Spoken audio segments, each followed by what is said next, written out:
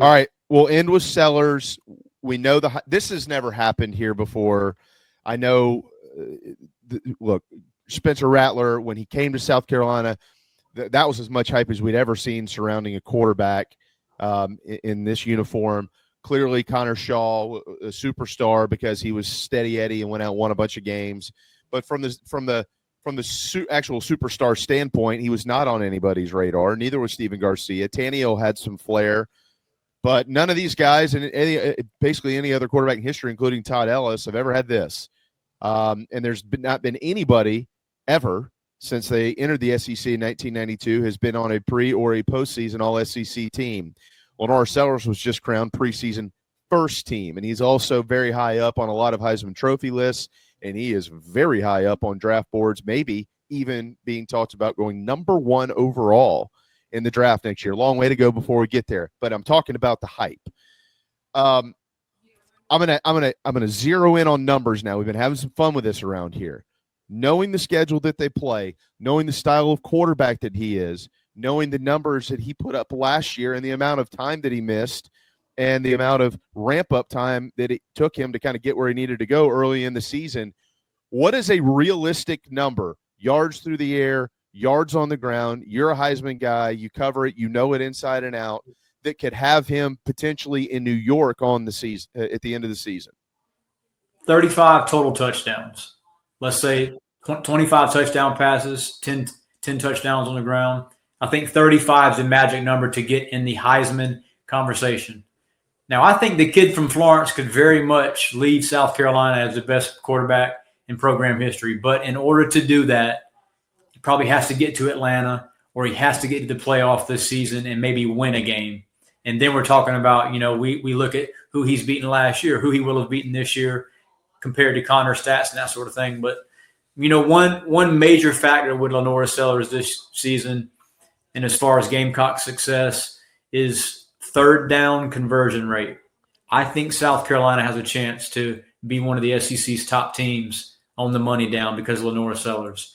And if they can move the chains on 3rd and 6 and 3rd and 7 and, churn offensively the way that we've seen several years ago when those 11-win teams were sort of just doing enough to get by, then this is going to be a very good football team. Now, I don't have LaNorris as the Heisman front runner. I actually put him number 3 in my SEC quarterback rankings, but that's got more to do with some of the guys around him and less LaNorris. I mean, if Sellers had DJ Lagway's 5 deep wide receivers, he is my Heisman front runner. He would be, So I'm looking forward to see what kind of development LaNorris has made and maybe how this offense takes a next step with Mike Shula versus Dow Loggins the last 2 years. You know what? Very fair, by the way, on that ranking. The one thing that I love about this too, Brad, and we'll let you go. South Carolina has entered the chat. I have said often, I think that Clemson and South Carolina could be the most consequential game in that rivalry's history at the end of the season for all the reasons we're talking about here.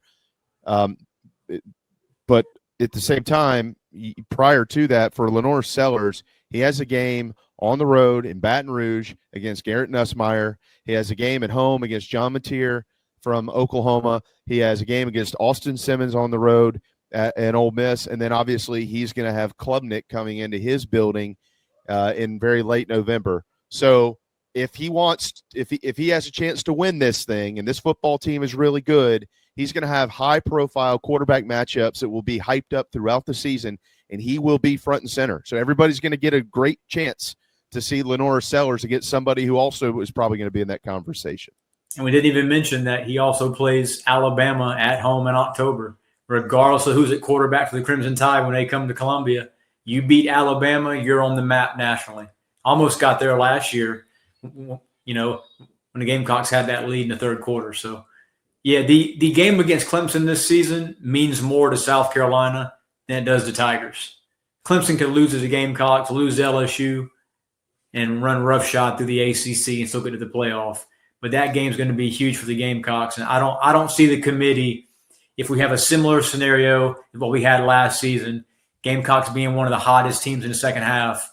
If they beat Clemson at home and Clemson wins the ACC, it would be a slap in the face to keep South Carolina out for a second straight season. Yeah, Clemson.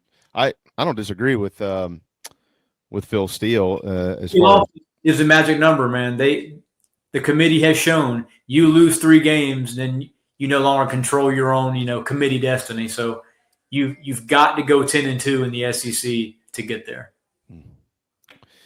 I just want to slip this in. You mentioned what surrounds LaNorris Sellers. Obviously, if those guys elevate their game, and by the way, I'm a believer that they will, and we'll see what happens with Faison, et cetera, et cetera. We're not going down that rabbit hole. There's nowhere to go. But is there a name? Do you have a name? Like if he throws for, let's say he throws for 3,000, 3,500 yards. Let's say it's 3,500. Let's give him a big number. That's possible. By the way, that's possible.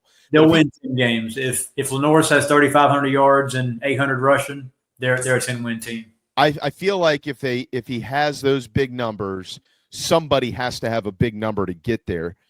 Who in your mind is primed for maybe 1,000-yard season at that position, that wide receiver position? Is there somebody?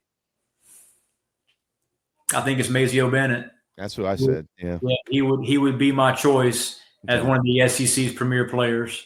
I just don't see it from Nick Harbor, man, and I would hate to be dead wrong 5 months from now and he's a 1,000-yard, 80-catch guy. But Mazio Bennett, I think, is more of a true wide receiver, better route runner, probably has better hands. Nick has dropped some balls. So, hopefully Nick records this. He sees this and puts it inside his locker room. But Mazio Bennett's the guy, JB, that I think is going to have a breakout year at wideout for the Gamecocks. If Nick is watching and he is recording this, just so you know, I actually think you're a 1,000-yard receiver. Brad said that. So don't come looking for me. You're picking 2,000-yard receivers? I'm going to give them 2. I'll give them 3, whatever they want. Just as long as they don't come looking for me. I'm good. Hey, man, it's always special to have you on.